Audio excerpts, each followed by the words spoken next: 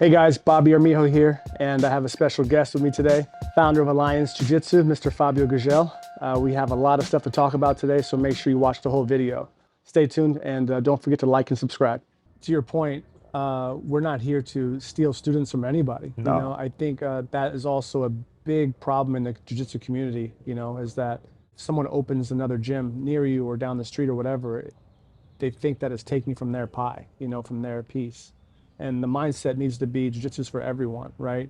And so there's plenty of people for us to draw from, right, as a community. So to my next point about that is you taught me this a long time ago, is that we actually want all academies to do very well, regardless of the flag. No, we are not trying to steal the students from anyone. No, We have an ocean of people to show them that jiu-jitsu is the best tool for self-development, right. right? So that's what in those people that the people that we want to bring into jiu-jitsu that we're aiming for, Mm, you know. So and again, we are here to help the community, right. right? I have been doing this, for many years in Brazil, telling people how, and that's exactly what we're doing here, right? Telling people how they should do, in order to succeed in their business, Right. succeed in their academies, So we are not here to hide any secrets. We are here to very open to tell you, hey, that's the way we do. Yeah. If you want to copy, feel free to copy. If you want to join us, even better. Because the worst thing is if you have a bad experience in jiu-jitsu, Yeah. This is what I want you to talk about. right? Yeah. So let's say, you decide to go to jiu-jitsu because you get some message for, somewhere. And then you go to the academy and you have a terrible experience. Yeah. You get beat up the first day or something. Beat up, the Yeah. guy stretch your arm or Yeah. whatever, crank your neck, whatever happened. Yeah. But your experience was really bad. You're gonna go back home and say, you know what, jiu-jitsu is not for me. And you're gonna tell your kids that jiu-jitsu is not for them. And your And friends. tell your Your friends, friends. Yeah. right? So just one bad experience can touch many lives. So that gonna look to jiu-jitsu with a Negative lens. negative eyes, Yeah. Yeah. right? Yeah. So the opposite is if we keep all these jiu-jitsu schools doing a good job, man, they gonna tell a lot of good things about jiu-jitsu. Mm, Maybe that students that went to some other school and get a good experience gonna talk to a friend that lives nearby my academy. right. So that guy goes to my academy, is my new student, Yeah. just because of the work that somebody else did, That's what we want. right? Yeah. So Mm, we are here to make the community better, mm-hmm. and we're gonna share with you guys in many different ways the good practice, Yeah. what you should do. And if you are not getting there, just tell us. You're gonna try to help, you know.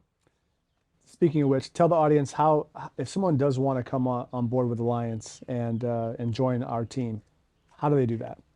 They can go to the website allianceofficial.com, send a request. We're gonna get in contact. We're gonna explain all the system, and how it works. Mm, That goes from our uniform policy and our suppliers all over the world to the methodology, to the learning center that we mentioned before, with a lot of content to help you out, not just in teaching, but also in managing your school. mm, And we're gonna be very close, and the office, open to every question, 24/7. That's how we do. To support academies to do better. kind of an off-topic question, but it's important to me to understand. But I really want to stretch the minds of people who are watching and who own an academy. What do you consider to be a successful academy in terms of, you can have any parameters around it, of course, like client experience, but we know levels of success in our gym. So, and we know what the community considers success. So, can you talk about that? Yes, absolutely. I think that, of course, when you run a business, you have the KPIs that you need to look at, right? So, but you can have a successful academy in different sizes, right? You can, let's say you have a, you know, 4,000 square feet facility. You have a certain amount of students that you can fit in, Can fit, yeah. right? And how much you're gonna charge for that is related in how much money you want to make in the end of the day. But I think a good parameter to see if your academy is going well is how many white belts you have, comparing to how many blue belts, purple belts, brown belts, and black belts. So the pyramid should be this way, with the base of newcomers, right? Yes. And it's very common to see the academies that are still doing the old method with the pyramid like this. Right. Very few beginners, because the group's already established. Right. So they expel the other guys because they don't like it.